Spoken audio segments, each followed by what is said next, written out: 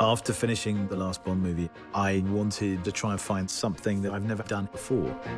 And I kept reading scripts and there was nothing that I wanted to do. And eventually my agent and Pippa, who's producing this movie, said, why don't you just write your own script? And I made a lot of fuss about, I don't write, They said, just try. This film is very much Sam's passion project. It's a thing that he had in his mind for a number of years and was just looking for a way to get the chance to make it.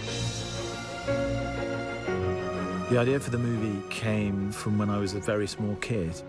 My grandfather fought in the First World War. His name was Alfred Hubert Mendez, and he went to war in 1917. He was a messenger on the front lines, and he was given the job of carrying the message from post to post. And I started with this fragment, really. Cut. Very good. Blake, pick a man, bring your kit.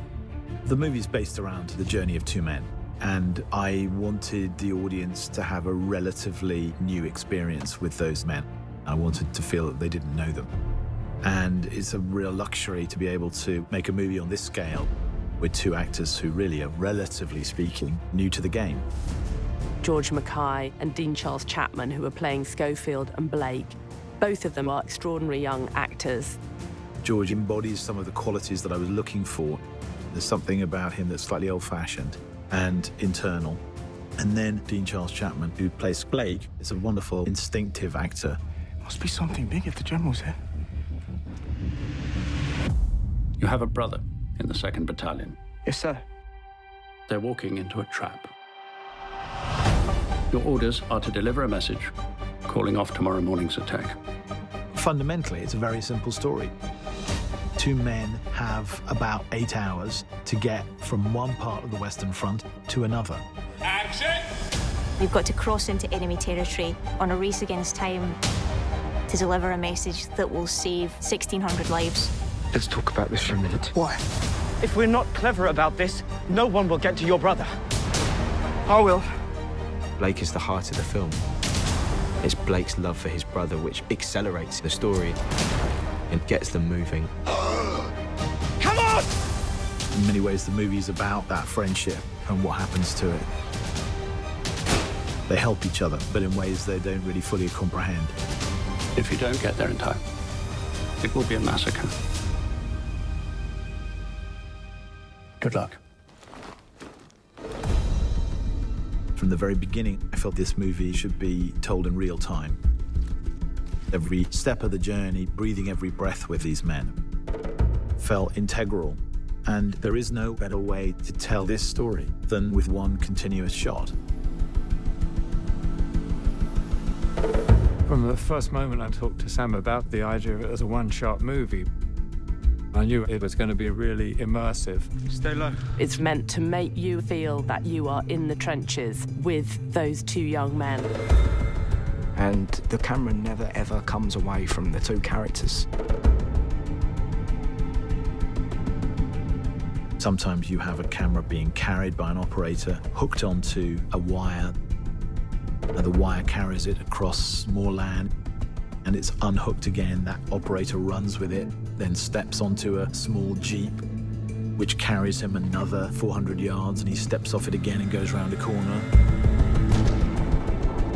There's always that sort of get-out-of-jail card that you have with the movie. Well, we might be able to cut around this, or we might take that scene out.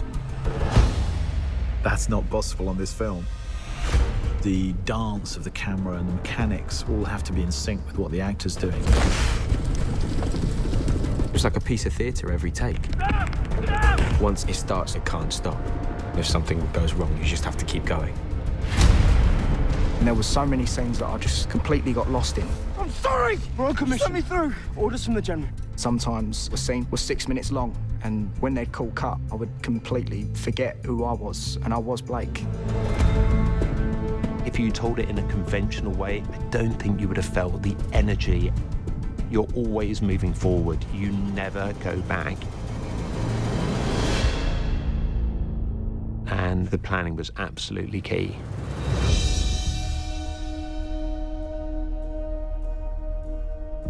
The challenges of prepping this movie are the challenges of prepping a normal movie times about 5.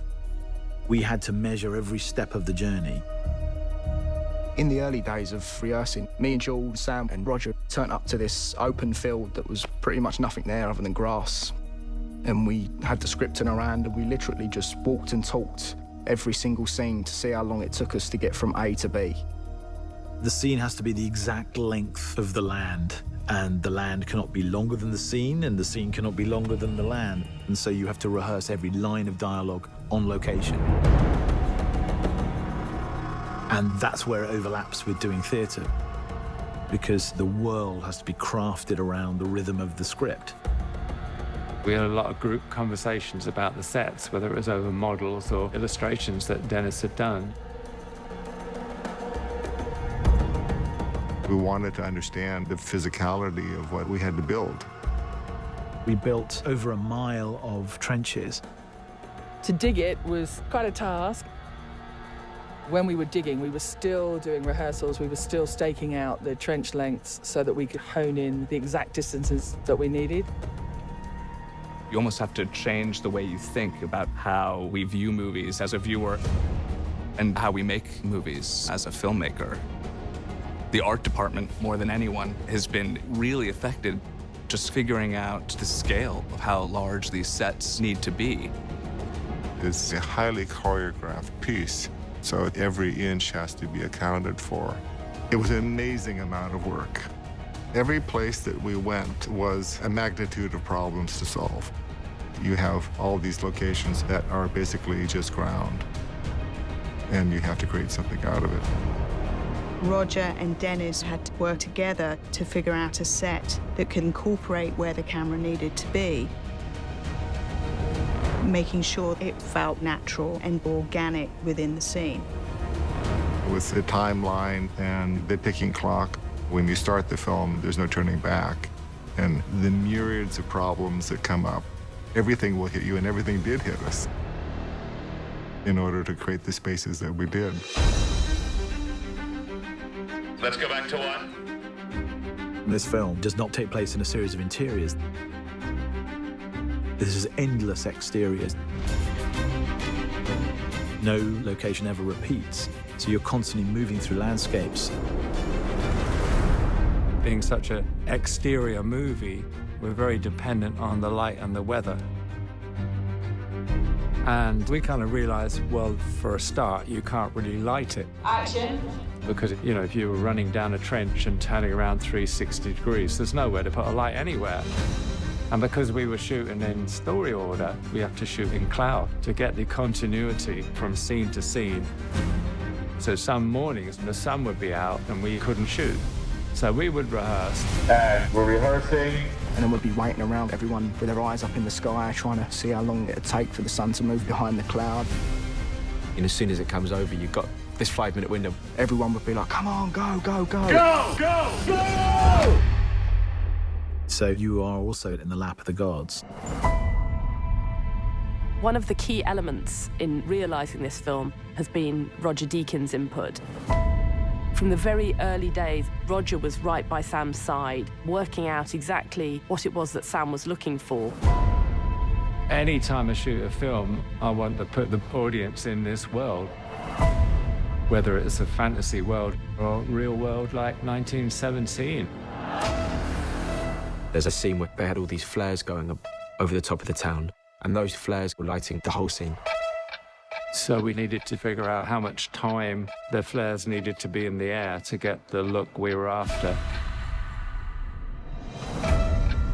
They had this model where they were testing which way the shadows moved.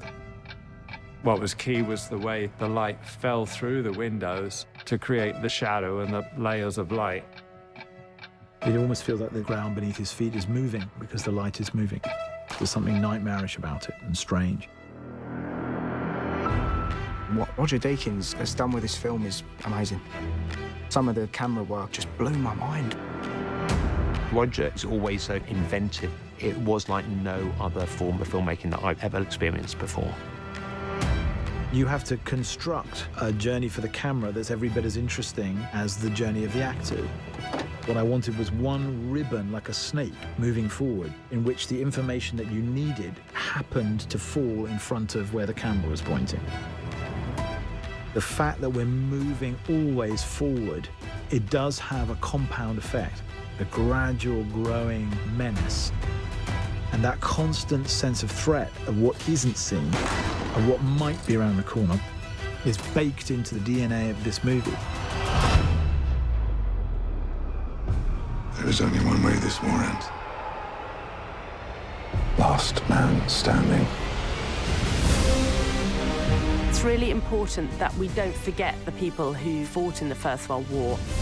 There's a duty to remember them and remember what they did. The things that these soldiers go through are horrendous.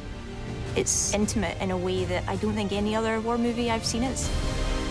Until you actually see it on a screen, you don't really realize how immersive it is and how that technique kind of draws you into it.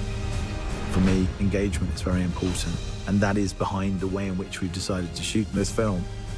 At the end of the day, you just hope you made something special that people feel personally about. When you achieve that, it's really beautiful and exhilarating.